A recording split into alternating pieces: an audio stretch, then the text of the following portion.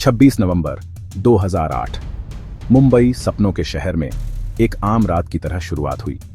लेकिन किसी को नहीं पता था कि अरब सागर के किनारे 10 परछाई छिपी हैं जो तबाही मचाने के लिए तैयार हैं। वो किनारे पर आए, भारी हथियारों से लैस और नफरत से भरे हुए।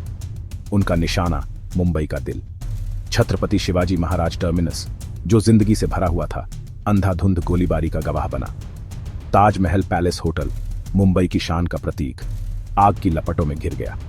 ओबेरॉय ट्राइडेंट, नरीमन हाउस और लियोपोल्ड कैफे के गलियारों में गोलियों और धमाकों की गूंज सुनाई दे रही थी। शहर दहशत में आ गया। लोग फंस गए, अपनी जान के लिए डर रहे थे। हमले लगातार जारी रहे, खून और बिखरे हुए सपनों का निशान छोड़ गए।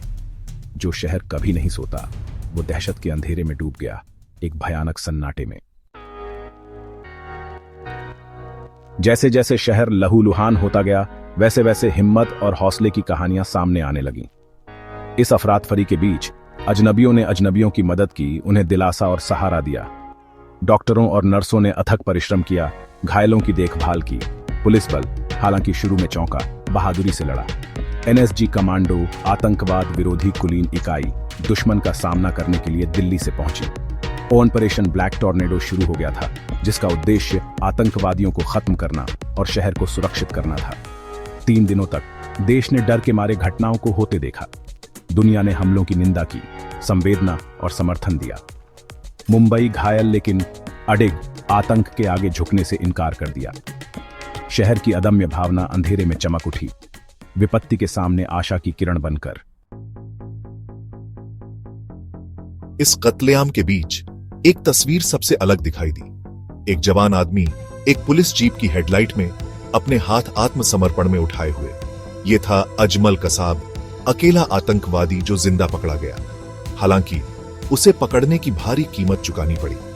एएसआई तुकाराम ओंबले, एक निहत्थे पुलिस अधिकारी ने असाधारण साहस के साथ कसाब का सामना किया।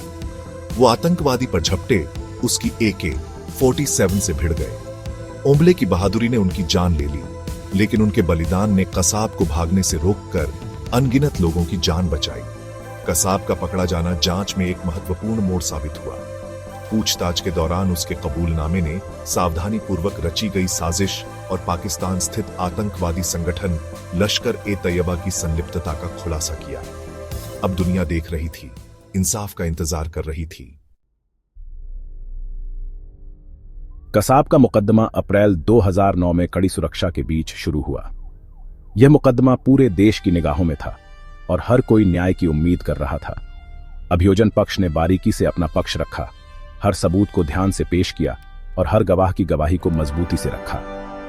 उस भयावह रात की घटनाओं को एक साथ जोड़ा, जिससे एक स्पष्ट तस्वीर उभर कर आई। चश्मदीद गवाहों ने उन भयावह घटनाओं को सुनाया जो उन्होंने देखी। उनकी आवाज भावुकता से कांप रही थी। उनकी गवाही ने अदालत में एक गहरा प्रभाव छोड़ा और न्याय की दिशा में एक महत्वपूर्ण कदम साबित हुआ। ऐसी ही एक गवाह थी देविका रोटावन, एक 9 साल की बच्ची जो सीएसटी पर हुए हमले में बच गई थी। उसकी कहानी ने सभी को झकझोर कर रख दिया। पैर में गोली लगने के बावजूद देविका ने बहादुरी से अदालत में कसाब की पहचान की। उसकी गवाही उसे दोषी ठहराने में महत्वपूर्ण थी। उसकी गवाही ने न केवल कसाब को दोषी ठहराने में मदद की, बल्कि उसकी हिम्मत ने लाखों लोगों को प्रेरित किया। इतने बड़े सदमे के बावजूद उसकी हिम्मत ने लाखों लोगों को प्रेरित किया और न्याय की उम्मीद को जीवित रखा। 6 मई 2010 को कसाब को हत्या, भारत के खिलाफ युद्ध छेड़ने और साजिश सहित 80 आरोपों में दोषी पाया गया। यह फैसला पूरे देश के लिए एक महत्वपूर्ण मोड़ था। अदालत ने उसे सभी मामलों में दोषी घोषित किया और यह न्याय की जीत थी। देश राहत और संतुष्टि से भर गया। पीड़ितों और उनके परिवारों के लिए थोड़ा सा इंसाफ मिला। यह एक लंबी लड़ाई का अंत था, लेकिन न्याय की दिशा में एक महत्वपूर्ण कदम।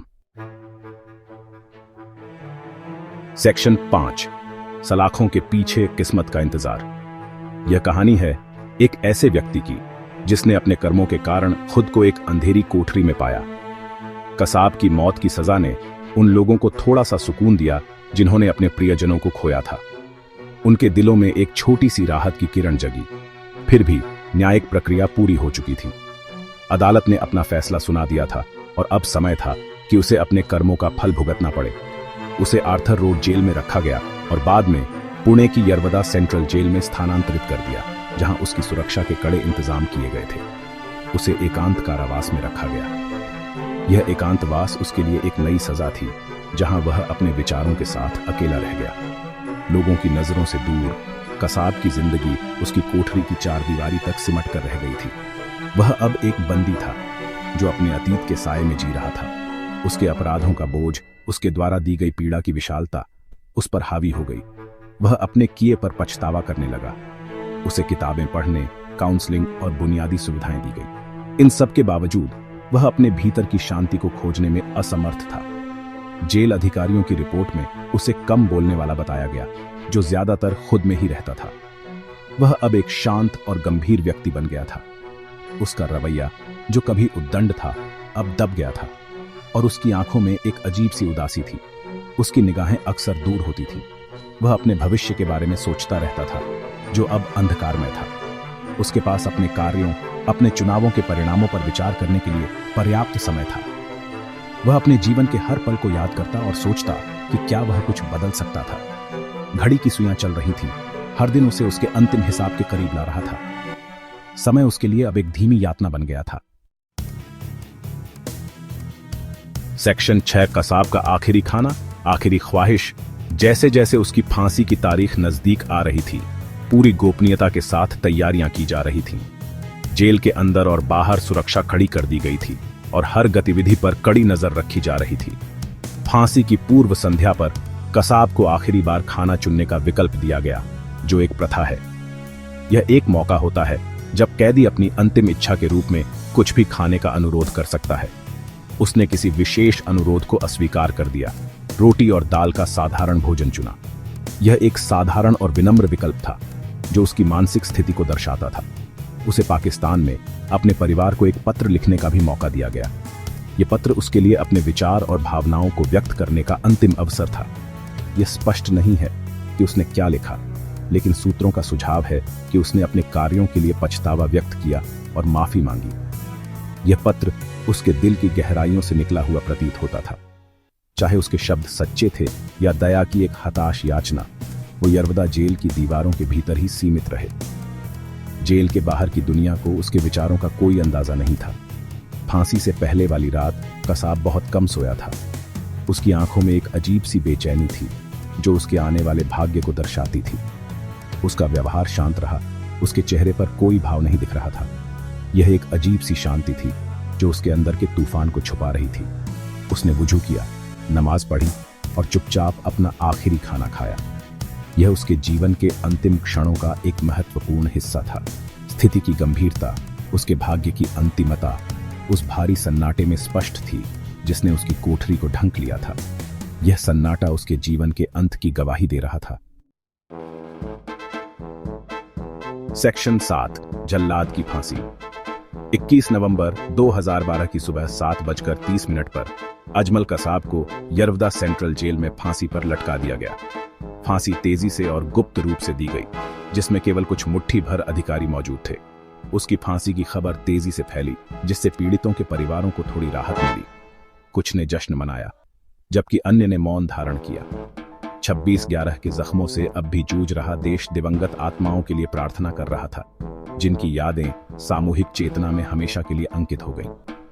पाकिस्तानी अधिकारियों द्वारा शव लेने से इनकार करने के बाद कसाब के शव को जेल परिसर में ही दफना दिया गया।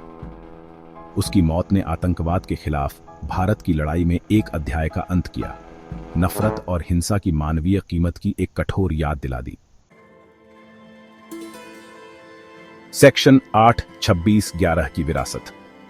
26/11 के हमलों ने भारत पर एक अमिट छाप छोड़ी। देश ने निर्दोष लोगों के जाने का शोक मनाया। उनके परिवार इस त्रासदी से हमेशा के लिए आहत हो गए।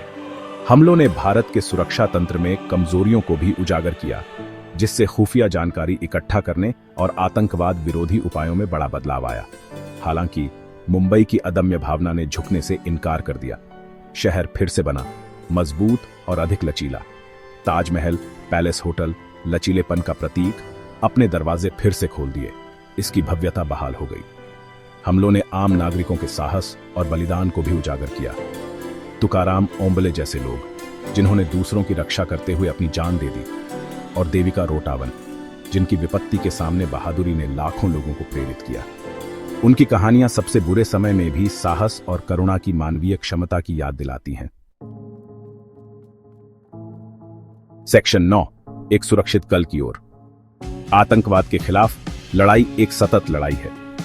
26/11 के हमले सतर्कता, सहयोग और अटूट संकल्प की आवश्यकता की निरंतर याद दिलाते हैं। भारत अंतर्राष्ट्रीय समुदाय के साथ आतंकवाद का मुकाबला करने के अपने प्रयासों को जारी रखे हुए है, ताकि आने वाली पीढ़ियों के लिए एक सुरक्षित दुनिया बनाई जा सके। शांति का रास्ता स्मरण और संकल्प से प्रशस्त होता है। पीड़ितों को याद करके, नायकों का सम्मान करके और अपने संकल्प को मजबूत करके हम आतंकवाद के कहर से मुक्त भविष्य की दिशा में काम कर सकते हैं। 26/11 की याद एक प्रकाश स्तंभ के रूप में कार्य करती है, जो हमें एक उज्जवल और अधिक सुरक्षित कल की ओर ले जाती है।